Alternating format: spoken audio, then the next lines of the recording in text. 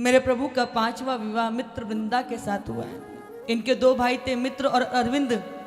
इन दोनों की परम लाडली होने के कारण दोनों के नाम से इनका नाम मित्र वृंदा पड़ा है। 6ठा विवाह प्रभु का नग्नजिति के साथ हुआ है। इनके पिता के 7 बैल थे। इनका वचन था, प्रण था कि जो भी एक साथ इन 7 बैलों को नाथ देगा उसी के साथ मेरी पुत्री का विवाह होगा। और प्रभु ने उन 7 बैलों को एक साथ नाथ दिया और इस प्रकार नग्नजिति के साथ प्रभु का 6ठा विवाह हुआ है। मध्य देश की बड़ी प्रतापी राजा थी, वहां की स्त्री महिला जो थी वो राजा थी। इन्हीं की बेटी भद्रा के साथ में प्रभु का 7वां विवाह हुआ है और लक्ष्मणा के साथ में प्रभु का 8वां विवाह हुआ है। ये तो हुई प्रभु की पटरानी। कितने विवाह हुए? 16,108। अभी 16,100 शेष हैं। अब आप कहोगे कि महाराज इतने विवाह, तो भागवत जी में बड़ी सुंदर कथा आती है कि एक बार भूमि से उत्पन्न होने के कारण इसका नाम भौमासुर पड़ा था।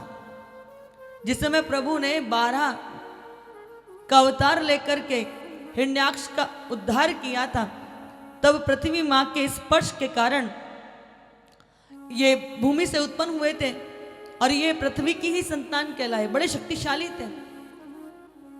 जहां कहीं भी कन्याओं के स्वयंवर होते वहां से स्त्रियों को बलात् उठा करके ले आते। 20,000 हो जाएगी तब विवाह करूंगा। सबको कारागार में बंद कर रखा था। किसी भी प्रकार इन स्त्रियों ने प्रभु के पास तक अपना संदेश पहुंचाया। जैसे ही प्रभु को पता चला, तैसे ही प्रभु उन सारी स्त्रियों को कारागार से मुक्त करने के लिए आज भौमासुर का उद्धार करने के लिए पहुंचे हैं। भयंकर युद्ध हुआ, लेकिन उस युद्ध में भौमासुर का उद्धार हुआ है। प्रभु ने इन सारी स्त्रियों को कारागार से मुक्त कर दिया। कहा कि जाओ, आज से तुम स्वतंत्र हो, आजाद हो, मुक्त हो।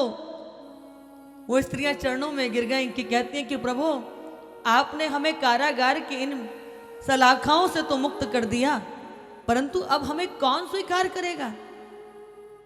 भारत की भूमि पर तो यदि बेटियां स्त्रियां एक रात के लिए भी घर से बाहर चले जाएं तो घर के द्वार बंद हो जाते हैं। इतने समय तक इस दुष्ट के पास रहने के बाद हमें कौन स्वीकार करेगा? अब तो 2 ही मार्ग हैं, या तो कुएं में गिर करके शरीर का त्याग कर दे या फिर किसी बुरे मार्ग पर निकल जाएं। तो प्रभु कहते हैं कि नहीं, तुम्हें इनमें से दोनों में से कुछ भी करने की आवश्यकता नहीं है। यहां प्रभु ने उन 16,100 स्त्रियों के साथ विवाह करके उनको फिर से स्थापित किया है। कहा कि मैं तुमको सम्मान दूंगा, तुमको स्थापित करूंगा। इसलिए भगवान ने कोई ऐसी मनोरंजन में विवाह नहीं कर लिया। वो 16,100 स्त्रियों को समाज में पुनः स्थापित किया जाए, उनको फिर पुनः उनकी मर्यादा स्थापित हो, उनको सम्मान मिले। इसलिए मेरे प्रभु ने 16,100 विवाह किए। कई बार लोग कहते हैं कि प्रभु ने भी तो इतने विवाह किए थे, हम भी 1-2 कर लेते हैं।